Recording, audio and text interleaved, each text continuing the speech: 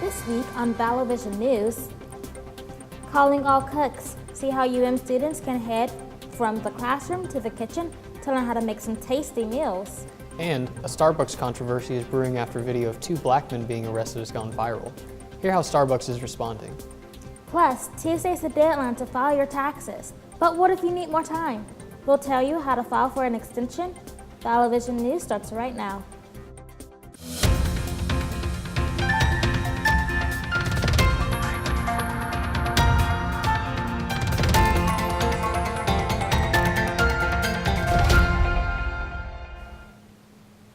Hello and welcome to Vallo Vision News. I'm Mandy Smith.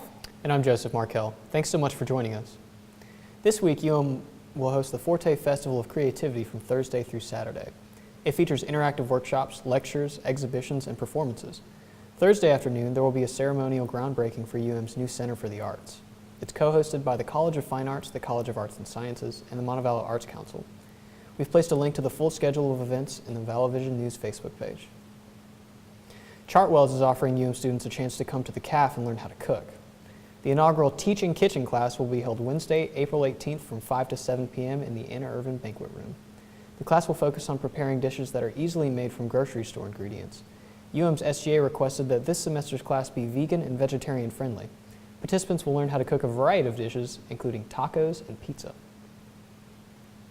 Join the Montevallo Environmental Club in their celebration of Earth Day and Earth Week. Earth Fest will be Tuesday, April 17th on Main Quad from 2 to 6 p.m. The event is free and includes live music, free food, plant-based arts and crafts, and opportunities to network with more than a dozen environmental organizations. We've placed a schedule of all Earth Week events on our Facebook page. Registration for sophomores and freshmen begins this week. Sophomore registration opens Tuesday, April 17th. Freshman registration starts Thursday, April 19th. Students can start signing up at 7 a.m. on those days. Registration for graduate students, seniors, and juniors is already open. Registration is currently open for this year's Montevallo Yoga Festival. This year's festival is Saturday, May 19th. Registration for UM students is $20. Non-students can register for $55 through April 19th. After that, the price for non-students will be $60. We've placed a link on our Facebook page for more information and to register for the Moyo Fest. And UM's Mass Comm program teamed up with the Montevallo Yoga Festival to record some demonstrations of some of the classes that will be part of the Moyo Fest. You'll be able to see previews of Hatha Flow, All Levels Flow, the Japanese art of Buto, and Hoop Dance. New videos will debut on the Mass Comm Facebook page for the next 4 Fridays. The videos will also be posted on the Montevallo For You YouTube channel. Starbucks CEO is apologizing after 2 black men were arrested at a Philadelphia store last week. The 2 men, who were asked to leave for not being paid customers, have agreed to meet with CEO Kevin Johnson. Natasha Chan shows us why protests and fallouts continue as Starbucks works to contain the damage. The city of brotherly love now in the middle of a controversy. When I saw the video, I was disturbed, I was pissed off, and I was angered. Many calling for a Starbucks boycott following this arrest. This now viral video shot inside a Philadelphia area Starbucks shows 2 black men being handcuffed and taken away. What did they get called for? Because there are 2 black guys sitting here meeting me? The man in the gray vest is a real estate investor. He's heard telling officers the men were waiting to meet with him to discuss a deal. The men's lawyer says they waited for less than 15 minutes and did nothing wrong. These guys were doing what people do every single day. They were having a meeting and they were undoubtedly singled out because of their race. Philadelphia's police commissioner is defending the arrest. He says a Starbucks employee called police to report a disturbance and accused the men of trespassing. These officers did absolutely nothing wrong and that they did a service that they were called to do. The men were released from custody at the police station after it became clear Starbucks did not want to press charges. Meanwhile, the video has sparked major reaction on social media, with many calling for a Starbucks boycott. Well, what did they do? What did they do? Starbucks is apologizing to the men and to customers, saying they, quote, clearly have more work to do when it comes to how we handle incidents in our stores. I'm Kim Hutcherson reporting.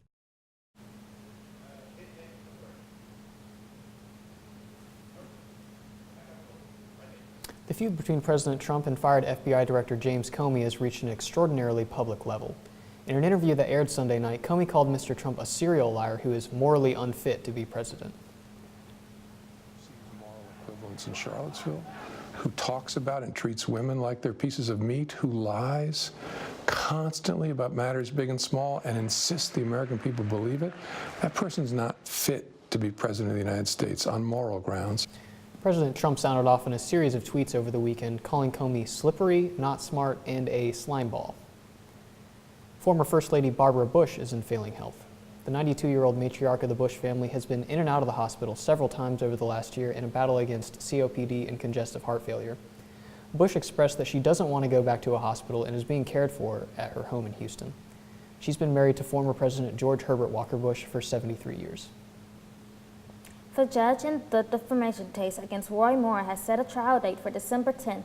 The former U.S. state candidate is being sued by Lee Corfman.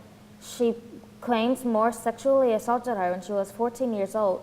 Corfman is suing because she says Moore defamed her by calling her a liar. Meanwhile, Moore has filed a countersuit against Kaufman. He wants the judge to stop all proceedings, calling the case frivolous and groundless. Over 29,000 runners hit the pavement Monday morning for the 122nd Boston Marathon. Unfortunately, the weather wasn't working in the favor of the participants, with wind, rain, and temps in the 40s at the start of the race. But the Boston Athletic Association says the race has never been canceled due to weather. And for the first time in the more than 30 years, an American woman won the Boston Marathon. Two-time Olympic Dasani Linden finished with an unofficial time of 2 hours, 39 minutes, and 54 seconds. Sunday marked 5 years since the deadly Boston Marathon bombing. Remember, there's always more news 24/7 on our social media pages. Just search for Vallo Vision News on Facebook, Twitter, and Instagram for more stories throughout the week. Ahead on Vallo Vision News, gas prices are on the rise. Keep watching to learn how much more you will be paying at the pump this summer. Plus, strawberry lovers, listen up. Find out what unwanted title this fruit just got. And after a stunning Coachella performance, Beyonce is funding scholarships for some lucky college students. Find out which Alabama university is on the list. We'll be right back. If you haven't filed your taxes yet, you have until 11:59 p.m. Tuesday night. If you still need more time, you can file an extension. But there's a catch you need to know about. Mary Maloney explains in today's Consumer Watch. To get things done, including your taxes. Good news, you can file for an extension. Just fill out this form, 4868, and you get 6 months extra time, making your new tax deadline October 15th.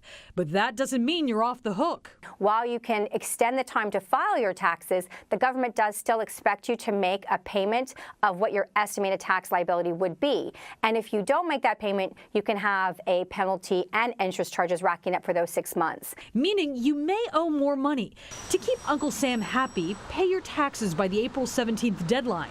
To find out how much, look at last year's return. The best thing to do is just to look at your gross income and your total deductible expenses, and as long as they're approximately the same, then you can calculate kind of a high level of how much of a difference between last year and this year your tax liability might be. Or use a tax software and plug in your info. Just try not to underpay the IRS. Beyond a 10% grace, you're looking at penalties and interest if you have underestimated and underpaid that tax due.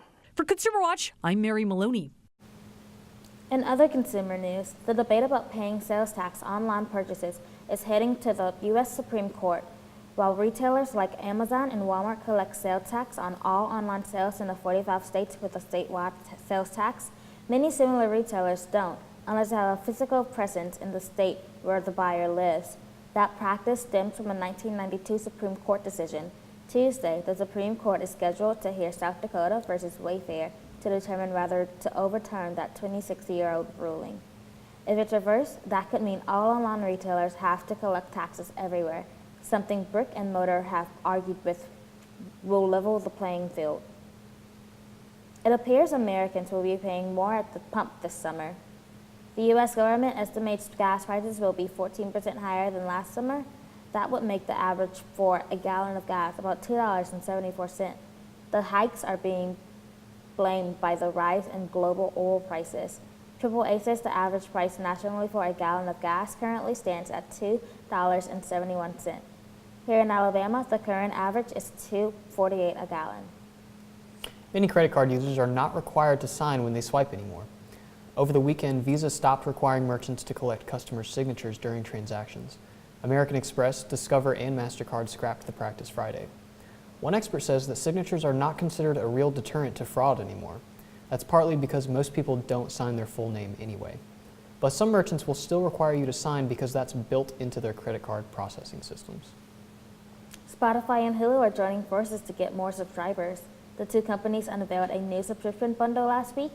For $12.99 a month, subscribers will get access to Spotify's ad-free music streaming service, as well as Hulu's basic package, which streams TV shows and movies with a few ad breaks. Paying for both services separately would set you back nearly $18. The 71 million Spotify premium subscribers can take advantage of that offer starting Wednesday. The deal will then be extended to everyone this summer. Hulu and Spotify already offer a $5.99 per month bundle service for college students. Strawberry season is upon us. But before you indulge in the sweet treat, be sure to wash them well. For the third year in a row, strawberries have topped the Dirty Dozen list from the Environmental Working Group. Researchers with the nonprofit, nonpartisan group ranked pesticide contamination in dozens of fruits and vegetables. Spinach came up in the runner-up slot, followed by nectarines, apples, and grapes. The group says close to 70% of all non-organic food has some sort of contamination. Finally this week, after making history as the first black woman to headline Coachella, Beyoncé has announced a scholarship which will benefit 4 different HBCUs. Through her Bay Good initiative, the pop star will donate 4 $25,000 scholarships to Xavier, Tuskegee, Wilberforce, and Bethune-Cookman universities. Beyoncé is calling the new scholarships the Homecoming Scholars Award Program. 4 lucky students will receive the scholarships for the upcoming academic year. That's all the time we have for today's show. Remember, there's more campus and community news on our website. Just head over to vallovisionnews.wordpress.com to see stories from mass communication student reporters throughout the week. Thanks for watching, and be sure to tune in to Vallo Vision News again next week for our final newscast of the summer.